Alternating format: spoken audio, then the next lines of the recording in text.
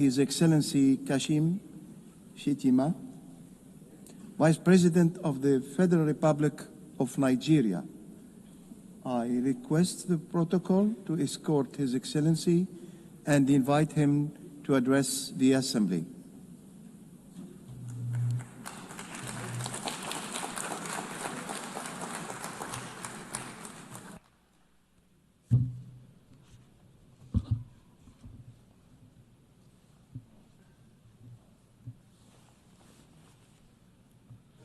Madam President, Mr. Secretary General, Excellencies, Heads of State and Government, distinguished delegates. The chaos that shadows our world is a reminder that we cannot afford the luxury of inaction. We will have been consumed by our differences had there been no community such as this to remind us that we are one human family. Even in our darkest hours, we have refused to be broken. This community was born from the ashes of despair, a vehicle for order, and for the shared assurance that we could not afford to falter again. Our belief in this community is not a posture of moral superiority, but an undying faith in the redemption of humanity. It is, therefore, with profound humility that I stand before you today as Vice President of the Federal Republic of Nigeria on behalf of President Bola Ahmed Tinubu to renew this pledge on behalf of my country. Madam President, Nigeria joins the Committee of Nations in congratulating you on your election as the President of the General Assembly for the 88th session, and assure you of our unalloyed support during your tenure. I commend your predecessor, my brother, His Excellency Philemon Yang, and the Secretary General, His Excellency Antonio Guterres, for their outstanding stewardship and unifying leadership during these extraordinary times. This anniversary must not be a sentimental retreat into nostalgia. It must be a moment of truth, a pause to measure where we have stumbled and how we might have done better in turning our values into action that meets the demands of today. We are here to deliver a world of peace and development where the respect for human rights is paramount. We must recalibrate the delicate balance between our roles as sovereign governments and our duties as collective partners to renew multilateralism in a world that has evolved far beyond what it was in 1945. The pace of change across borders is a force without pause. It manifests in the tools of technology, in the movements of information and finance, in the corrosive ideologies that preach violence and division, in the gathering storm of the climate emergency, and in the tide of irregular migration. We must own this process of change. When we speak of nuclear disarmament, the proliferation of small weapons, Security Council reform, fair access to trade and finance, and the conflicts and human suffering across the world, we must recognize the truth. These are stains on our collective humanity. For all our careful diplomatic language, the slow pace of progress on these hardy perennials of the UN General Assembly debate has led some to look away from the multilateral model. Some years ago, I noticed a shift at this gathering. Key events were beginning to take place outside this hall, and the most sought-after voices were no longer heads of state. These are indeed troubling times. Nigeria remains firmly convinced of the merits of multilateralism. But to sustain that conviction, we must show that existing structures are not set in stone. We must make real change, change that works, and change that is seen to work. If we fail, the direction of travel is already predictable. We are here to strengthen the prospects for peace, development, and human rights. Madam President, I want to make 4 points today to outline how we can do this. 1, Nigeria must have a permanent seat at the UN Security Council. This should take place. This should take place as part of a wider process of institutional reform. 2, We need urgent action to promote sovereign debt relief and access to trade and financing. 3, countries that host minerals must benefit from those minerals. And 4th, the digital divide must close. As our friend the Secretary General has said, AI must stand for Africa included. On my first point, the United Nations will recover its relevance only when it reflects the world as it is, not as it was. Nigeria's journey tells this story with clarity. When the UN was founded, we were a colony of 20 million people, absent from the tables where decisions about our fate were taken.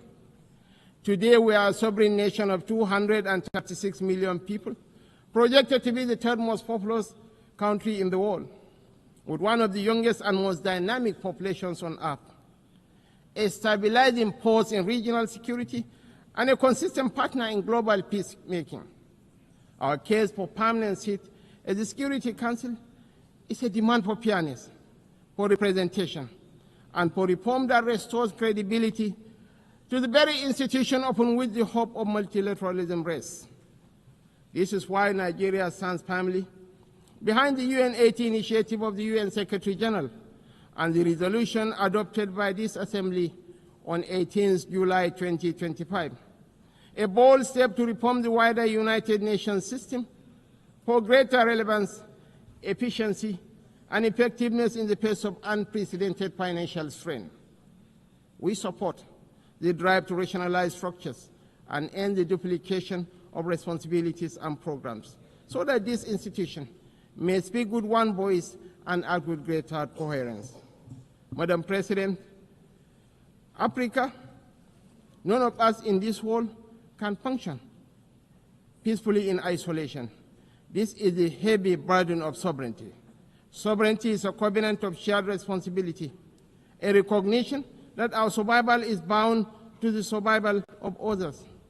To live up to this charge, we must work hand in hand with our neighbors and partners.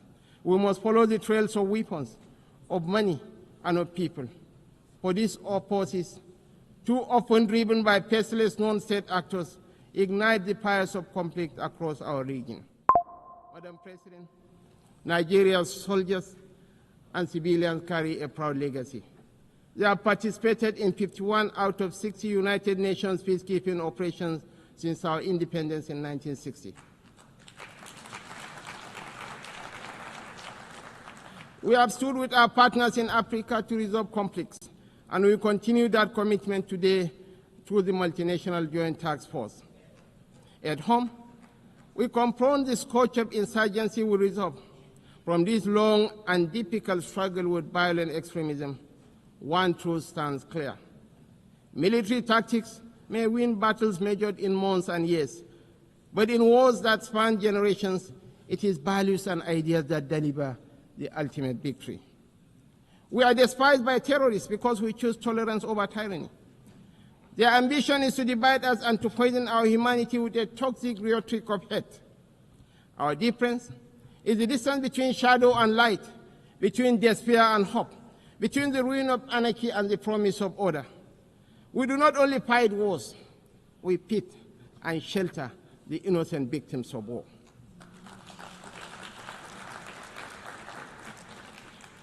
This is why we are not indifferent to the devastations of our neighbors near and distant. This is why we speak of the violence and aggression visited upon innocent civilians in Gaza, the illegal attack on Qatar, and the tensions that scar the wider region. It is not only because of the culture of impunity that makes such acts intolerable, but because our own bitter experience has taught us that such violence never ends where it begins. We do not believe that the sanctity of human life should be trapped in the corridors of endless debate. That is why we say, without stuttering and without doubt, that a two-state solution remains the most dignified path to lasting peace for the people of Palestine.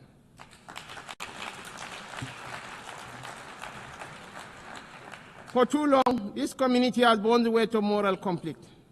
For too long, we have been caught in the crossfire of violence that offends the conscience of humanity. We come not as partisans, but as peacemakers. We come as brothers and sisters of a shared wall, a wall that must never reduce the right to live into the currency of devious politics. The people of Palestine are not collateral damage in a civilization searching for order. They are human beings, equal in worth, entitled to the same freedoms and dignities that the rest of us take for granted. We want to make the choice crystal clear. Civilized values over fear. Civilized values over vengeance. Civilized values over bloodshed. We show the opportunities that peace brings, just as the extremists hope to drive apart rival communities and different religions. We work through multilateral platforms within the rule of law to build the consensus and support that makes this immensely difficult and dangerous task that much easier. This is how we deny our enemies the space they crave to fuel tension and despair. It is our experience that this offers the best, perhaps only hope for peace, reconciliation, and victory for the civilized values of a shared humanity. Nigeria is a diverse country, also recognizes the variable geometry of democracy in different forms and speeds. For this reason, we are working with the United Nations to strengthen democratic institutions in our region and beyond through the Regional Partnership for Democracy. Madam President, point 2. The price of peace is eternal vigilance. The increasingly difficult security outlook has prompted many member states to count the cost of the emerging world order. We in Nigeria are already familiar with so difficult choices: infrastructure renewal or defense platforms, schools or tanks. Our view is that the path to sustainable peace lies in growth and prosperity. The government has taken difficult but necessary steps to restructure our economy and remove distortions, including subsidies and currency controls that benefited the few at the expense of the many. I believe in the power of the market to transform. Our task is to enable and facilitate and to trust in the ingenuity and enterprise of the people. But the process of transition is difficult and brings unavoidable hardship. This year, we held the inaugural West African Economic Summit in Abuja to bring investors and opportunities together. The results far exceeded our expectations and are a clear indication of what innovation can deliver.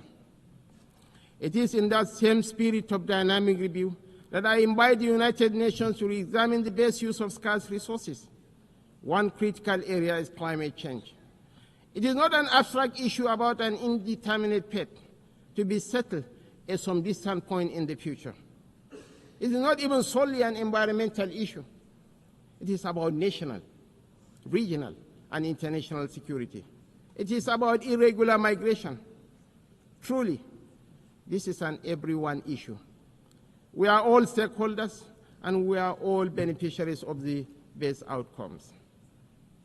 Madam President, this is why relevant ministers have been instructed to work with the UN to make the best use of climate funds. We believe there are huge shared dividends, diversify supply to the international market, reduce tensions between major economies, and help shape the architecture for peace and prosperity on a continent that too often in the past has been left behind by the rivalries and competition between different power blocs. We know in Nigeria that we are more stable when those communities that have access to key resources are able to benefit from these resources. This has been our journey in the oil-producing region of the Niger Delta. I believe that will strengthen the international order when those countries that produce strategic minerals benefit fairly from those minerals in terms of investment, partnership, local processing, and jobs. When we export raw materials, as we have been doing, tension, inequality, and instability pester. Madam President, the fourth pillar for change that I am advocating is a dedicated initiative, bringing together researchers, private sector, government, and communities to close the digital divide. As we stand on the threshold of new and dramatic technological change, we are still absorbing the impact of the revolution on information and communication of the past 20 years. We understand better than we did the opportunities technology offers, as well as the safeguards we need to enable growth and mitigate the potential for corruption. Some worry about fake news. Truly, we have plenty of that, with the potential of devastating real-world consequences in countries rich and poor. I am more worried about an emerging generation that grows ever more cynical because it believes nothing and trusts less. As technology shakes up public administration, law, finance, conflict, and so much of the human condition, I'm calling for a new dialogue to ensure we promote the best of the opportunities that are arising and promote the level of access that allows emerging economies more quickly to close a wealth and knowledge gap that is in no one's interest.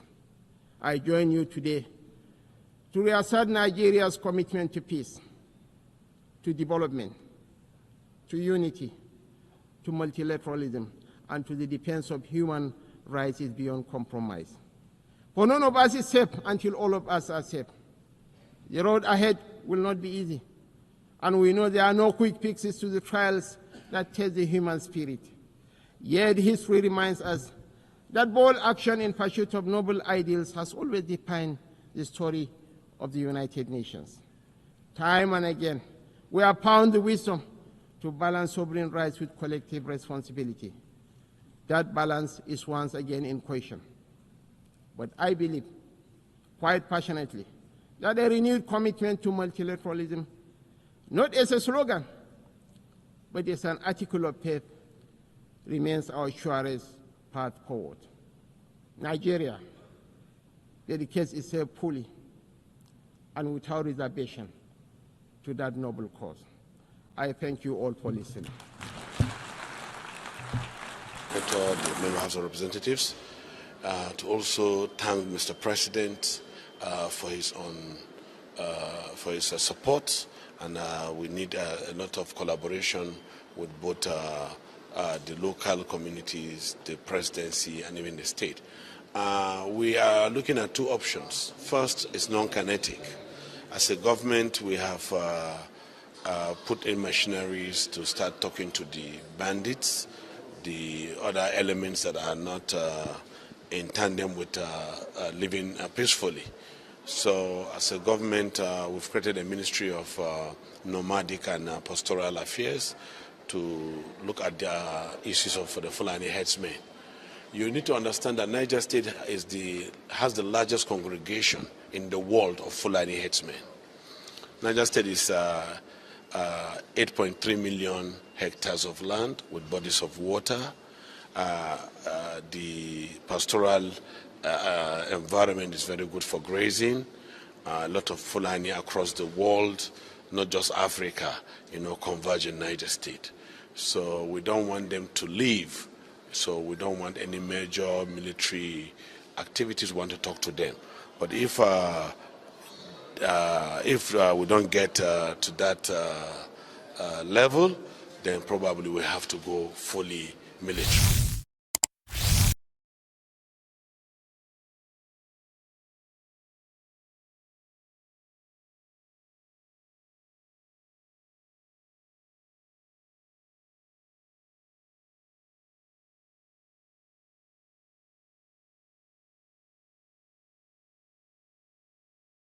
Battle Cry TV, where Biafra is not just only our identity, it is our faith. Here, we stand firm in our devotion to the cause and to our leader, Mazi Nnamdi Kanu, champion leader of the indigenous people of Biafra, IPOB.